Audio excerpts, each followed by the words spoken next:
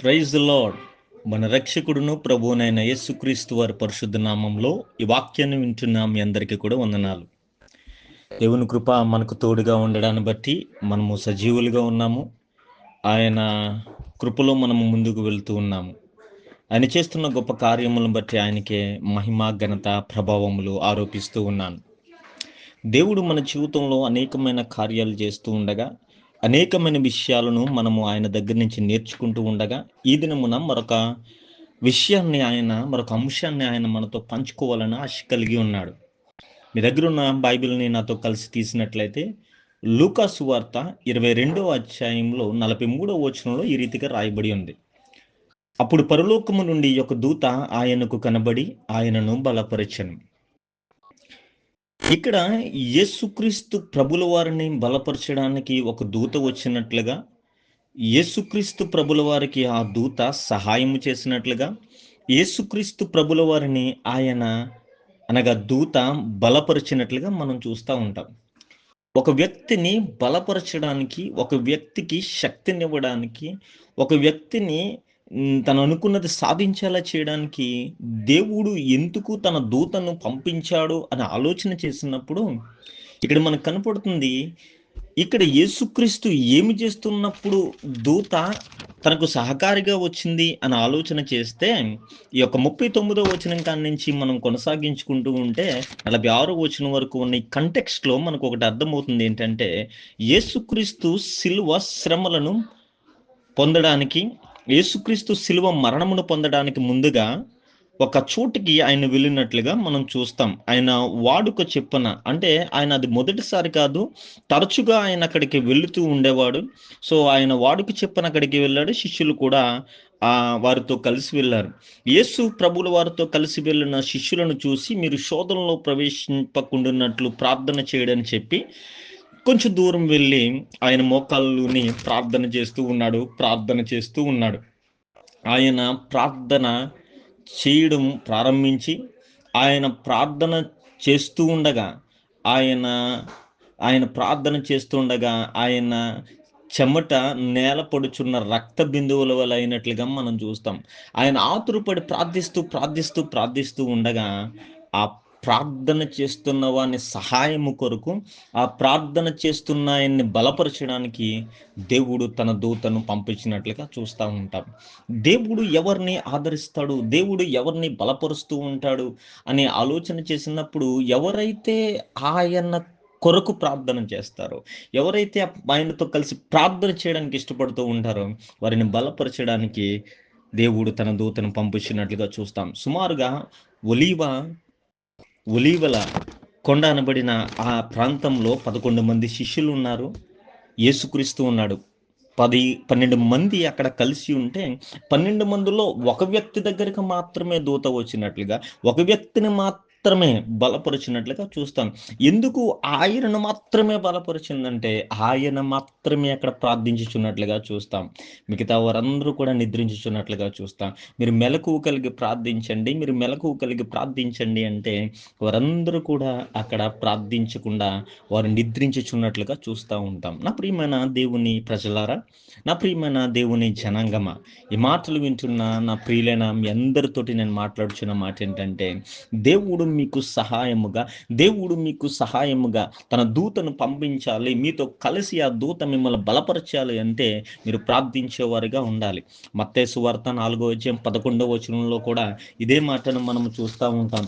ఆ సంఘటన మనకు తెలుసు. యేసుక్రీస్తు ప్రభుల వారు 40 దినాల పాటు ఉపవాసం ఉండి ప్రార్థనలు చేసిన తర్వాత, సాతాను చేత శోధింపబడడానికి అరణ్యంలోకి కొనిపోయిన తర్వాత మనకి ఈ మాట రాయబడుతూ ఉంటుంది.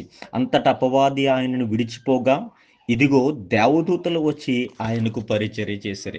ఇక్కడ కూడా ఒకే సందర్భము. ఏమిటా సందర్భం అంటే, ఆయన ప్రార్థన చేస్తూ ఉన్నాడు. ఆయనను ఆదరించడానికి, ఆయనను బలపరచడానికి ఒక ఒక ఒక చక్కని దూతలు అనేక మంది ఆయన దగ్గరకు రావడం చూస్తాం. ఇక్కడ కూడా ఒలీవల కొండ అనబడిన ప్రాంతంలో కూడా మనం అదే కనపడుతుంది. అంటే అతని పరిచర్య ప్రారంభమైన మొదటి దినాలలో, యేసు పరిచర్య ప్రారంభమైన దినం మొదలుకొని నేర్చుకుని ఈ యొక్క చివరి తన మజిలీలో మనం చూస్తున్నది ఏంటంటే ఈ 2 చోట్ల కూడా ఆయన ప్రార్థన చేస్తూ ఉండగా ఆయన బలహీనమైన సమయంలో బలపరచడానికి దేవుడు తన దూతను పంపించినట్లుగా చూస్తూ ఉంటాం. మన జీవితాల్లో అనేక సార్లు మనము సహాయము కొరకు ఎదురు చూస్తూ ఉన్నప్పుడు దేవుని యొక్క దేవదూతల యొక్క సహాయము మనకు కావాలి అంటే, మనం ఊహించిన సహాయాన్ని మనం పొందుకొనాలంటే మనము ప్రార్థించే వారిగా ఉండాలి. ఆయన గురించి రాస్తా ఉన్నప్పుడు హెబ్రీయులకు రాసిన పత్రిక 5వ అధ్యాయం 7వ వచనంలో ఉంటుంది. శరీరధారి అయ్యున్న దినములలో మహారోదనతోనూ కన్నీళ్లతోనూ తను మరణము నుండి రక్షింపగలవానికి ప్రార్థనలు యాచనలను సమర్పించి భయభక్తులు కలిగి ఉన్నందున ఆయన అంగీకరింపబడెను. యేసుక్రీస్తును తండ్రి అంగీకరించడానికి, అతన్ని సహాయము కొరకు దేవదూతలను సహితం పంపించడానికి కారణం ఏంటంటే అతను భయభక్తులు కలిగి ప్రార్థనలను యాచనలను సమర్పించాడు తనను రక్షింపగలిగిన వానికి అని చెప్తా ఉన్నాడు. నా ప్రియమైన దేవుని జనాంగంగా యేసుక్రీస్తు నుండి మనం నేర్చుకునే ఒక గొప్ప పాఠం ఏంటంటే మనమును ప్రార్థించవలసిన వారమై ఉన్నాం. పరిస్థితులు చాలా దారుణంగా ఉంటూ ఉన్నాయి. పరిస్థితులు ఏమి అనుకూలంగా ఉండట్లేదు. నేను ఒక చెడు వార్తను విన్నాను ఈరోజు చెడు వార్త విన్నాను. అదేంటంటే ప్రవీణ్ పగడాల గారు యాక్సిడెంట్లో చనిపోయారని. ఎలా జరిగింది ఏంటన్నది మనకు తెలియదు, కానీ ఇప్పుడు నాకు ఉన్న ఇన్ఫర్మేషన్ బట్టి ఆయన చనిపోయారు.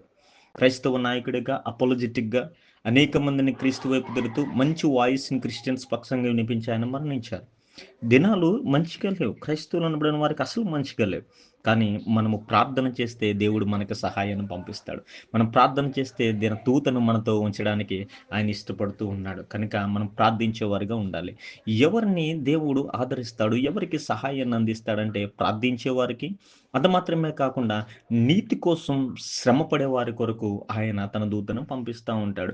ఇక్కడ ఒలీవల కొండ అనబడిన ప్రాంతంలో గిత్సెమన తోటలో ఆయన ప్రార్థన చేస్తూ ఉన్నప్పుడు ఆ ప్రార్థనను ఆయన ఆయన ఆయన ప్రార్థన చేయడానికి కారణం ఏంటంటే, అతను శ్రమపడడానికి కారణము ఏమిటి అంటే అనేకుల యొక్క రక్షణ. మనము అక్కడ క్లియర్గా చూస్తూ ఉంటాము. ఆయన ప్రార్థనలో మనం చూస్తాం, ఆయనను నా ఇష్టము కాదు నీ చిత్తమే సిద్ధించును గాక అని ప్రార్థన చేస్తా ఉన్నాడు. ఈ గిన్నె ప్రభువా, ఈ గిన్నె నా నా ఎదురు నుంచి తొలగించుటకు నీ చిత్తమైతే తొలగించుము, ఆయనను నా ఇష్టము కాదు నీ చిత్తమే సిద్ధించును గాక అని ప్రార్థన చేస్తా ఉన్నాడు. దేవుడు అంతగా యేసుక్రీస్తుని మెచ్చుకునడానికి, అంతగా ఆయనను ఇష్టపడడానికి కారణం ఏంటంటే ఆయన శ్రమ పడేది దేవుని చిత్తము వలన. దేవుని చిత్తం వలన. ప్రభువా నీ చిత్తమైతే, తండ్రి క్లియర్గా చెప్తాను, తండ్రి నీ చిత్తమైతే ఈ గిన్నె నా ఎదురు నుంచి తొలగించు, ఆయనను నా ఇష్టము కాదు నీ ఇష్టమే నీ చిత్తమే సిద్ధించును గాక అని చెప్పాడు. దేవునికి ఎంత ఆనందం అనిపించింది. ఎందుకు శ్రమ పడుతున్నాడు యేసుక్రీస్తు అంటే తన తండ్రి చిత్తాన్ని నెరవేర్చడానికి, నీతి కోసం, మంచి కోసం ఆయన శ్రమ పడుతూ ఉన్నాడు. అనేక రకాలుగా వేదనలు శోధనలు అనుభవించవలసిన తన ప్రజలను రక్షించుకోవడానికి ఆయన శ్రమ పడుతూ ఉన్నాడు. ఆయన ఎందుకు శ్రమ పడుతూ ఉన్నాడంటే మన యొక్క రక్షణ కొరకు. హెబ్రీయులకు రాసిన పత్రిక 5వ అధ్యాయంలో 8వ వచనం ఉంటుంది, ఆయన కుమారుడై ఉండి తాను పొందిన శ్రమల వలన విధేయత నేర్చుకున్నాను. ఎంత చక్కని మాట అండి ఇది. ఆయన కుమారుడయ్యుండి కూడా శ్రమ పడ్డాడు, విధేయుడవును నేర్చుకున్నాడు. తండ్రి చెప్పాడు నువ్వు వెళ్ళాలి, ప్రజలను రక్షించుకోవడానికి నువ్వు వెళ్ళాలి అంటే ఆయన రావడానికి సిద్ధపడ్డాడు. మరణము శ్రమ ఎదురుగా నిలుస్తూ ఉన్నప్పుడు ఆయన దాన్ని రక్షించగల దేవునికి ప్రార్థన చేసినప్పటికీ ఆయన శ్రమ పడడానికి ఆయన ఇష్టపడ్డాడు. మనం ఇక్కడ ఒక పాఠాన్ని మనం నేర్చుకోవలసిన వారమై ఉన్నాం. ప్రతిసారి కూడా ఏలియా ప్రార్థించగా మనకి 3.5 సంవత్సరాల వర్షం ఆగిపోయింది, లేదంటే వారు ప్రార్థించగా ఇన్ని గొప్ప కార్యాలు జరిగింది, మనం ప్రార్థిస్తే ఎందుకు జరగదు ఇలాగా అని మొంకు పట్టేసే వారు ఉంటారు. అనేక సార్లు మనం ప్రార్థిస్తే ఇది జరగట్లేదంటే అసలు మన ప్రార్థనకి విలువ లేదనే వారు కూడా ఉంటారు. కానీ అది తప్పు. దేవుని చిత్తం ఏదైన్నదో అది మాత్రమే జరుగుతుంది. కానీ మనము బిగ్గరగా ప్రార్థించినంత మాత్రాన, కన్నీరును విడిచినంత మాత్రాన, మోకరించి ప్రార్థించినంత మాత్రమున అన్నీ జరగవనే సత్యాన్ని మనము జ్ఞాపకం చేసుకోవాలి. ఇక్కడ ఆయన నీతి కొరకు శ్రమ పడుతూ ఉన్నాడు. అలా శ్రమపడడం ఆయనకి ఇష్టమై ఉన్నది. ఆయన నలగొట్టబడము ఆయనకి ఇష్టమై ఉన్నది కనుక ఆయన దాన్నే ప్రయారిటీ ఇస్తూ ఉన్నాడు. ఆయన ప్రార్థన చేసి ఇది నా నుంచి దూరం చేస్తే బాగుంటుంది అంటూనే ఆయన చెప్తున్నాడు, నీ ఇష్టము నా ఇష్టం కాదు, నీ చిత్తమే సిద్ధించును గాక అని ప్రార్థన చేస్తున్నాను. నా ప్రియమైన దేవుని జనాంగమా, ఎప్పుడైనా మీరు ప్రార్థన చేసినప్పుడు, ఎప్పుడైనా ఈ ఈ ఒక శ్రమలో ఉన్నప్పుడు మీరు జ్ఞాపకం ఉంచుకోనండి. ఒకవేళ మనము శ్రమ పడడం దేవుని చిత్తమైతే, ఒకవేళ మనము ఇబ్బంది పడడం దేవుని చిత్తమైతే, లెట్ ఇట్ గో.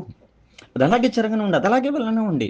మీరు మధ్యలో దూరిపోయి, ఇప్పుడు మధ్యలో మనం ఇన్వాల్వ్ అయిపోయి, ఈ శ్రమ తీసేయి, అలా కుదరదు అనడానికి లేదు. యేసుక్రీస్తు నీతి కొరకు శ్రమ పడుతూ మనకు నేర్పిస్తున్న పాఠం ఏంటంటే, ఆయన శ్రమ పడడానికి సిద్ధమయ్యాడు. వెంటనే వచనంలో ఉంది. ఆయన శ్రమ పడడానికి సిద్ధంగా ఉండి, నా ఇష్టము కాదు నీ చిత్తమే సిద్ధించును గాక అంటే బలపరచడానికి ఒక దూతను పంపించినట్లుగా చూస్తాం. ఆ దూత వచ్చి ఆయన బలపరుస్తూ ఉంది. శ్రమలను తప్పించుకోవడానికి కాదు, శ్రమల నుంచి దూరంగా పారిపోవడానికి కాదు, శ్రమలను సహించడానికి, శ్రమలను ఓర్చుకునడానికి, శ్రమను సహించడానికి కావాలని సహనాన్ని నేర్పించడానికి ఆయన ఇష్టపడుతూ ఉన్నాడు. యేసు ఎందుకు ఆదరించబడ్డాడు? ఎందుకు బలపరచబడ్డాడంటే, ఆయన ప్రార్థించడాన్ని బట్టి, ఆయన నీతి కొరకు శ్రమ పడడాన్ని బట్టి, అన్నిట్లికి మించి ఆయన సంపూర్ణ సిద్ధి నొందుట వలన. ఇక్కడ చూస్తే ఆయన ఒక కంప్లీట్ బీయింగ్‌లా కనపడతా ఉన్నాడు. ఆయన కంప్లీట్ చేయడానికి అన్నిటిని సమస్తాన్ని సమకూర్చుకుంటూ ఉన్నాడు. ఆయన ప్రతిదాన్ని కూడా నెరవేర్చుచూ ఉన్నట్లుగా మనం చూస్తా ఉంటాం. ఇదే మాట మనము హెబ్రీయులకు రాసిన పత్రిక 5వ అధ్యాయంలో 8, 9, 10 వచనాల్లో మనం చూసుకుంటే, ఆయన కుమారుడయ్యుండియు తాను పొందిన శ్రమల వలన విధేయత నేర్చుకొనెను. మరియు ఆయన సంపూర్ణ సిద్ధి పొందిన వాడై మెల్కీషెదెకు యొక్క క్రమములో చేరిన ప్రధాన యాజకుడని దేవుని చేత పిలువబడి తనకు విధేయులైన వారందరికీ నిత్య రక్షణకు కారణమాయను. ఆయన సంపూర్ణ సిద్ధిని పొందాడు. ఆయన కంప్లీట్ బీయింగ్‌గా మారిపోయాడు. ఆయన ఎందుకు వచ్చాడో దాన్ని కంప్లీట్ చేయడానికి, సంపూర్ణమైన సిద్ధిని పొందడానికి ఆయన సిద్ధపడిపోయాడు గనక దూత వచ్చింది. ఎప్పుడైతే మనం పర్ఫెక్ట్‌గా ఉండాలనుకుంటామో, పర్ఫెక్ట్‌గా మన పనులన్నీ చేయడానికి మనం మెంటల్‌గా ఫిక్స్ అయిపోతామో, దేవుడు మనకు సహాయాన్ని ఇస్తాడు. అనేక సార్లు మనమే కంప్లీట్‌గా ఉండడానికి ఇష్టపడం. అనేక సార్లు మనం కంప్లీట్‌గా మన లైఫ్‌ని ఆయనకు సరెండర్ చేయం. మనం కంప్లీట్‌గా ఆయనకు సరెండర్ అయితే గనక, మనం కంప్లీట్‌గా ఆయన చెంతకు చేరితే, మనం సంపూర్ణ సిద్ధిని గనక మనం పొందగలిగితే, దేవుడు మనకి సహాయాన్ని అందిస్తా ఉంటాడు. మనం సగం పనులు చేస్తూ మనం అనుకుంటూ ఉంటాం.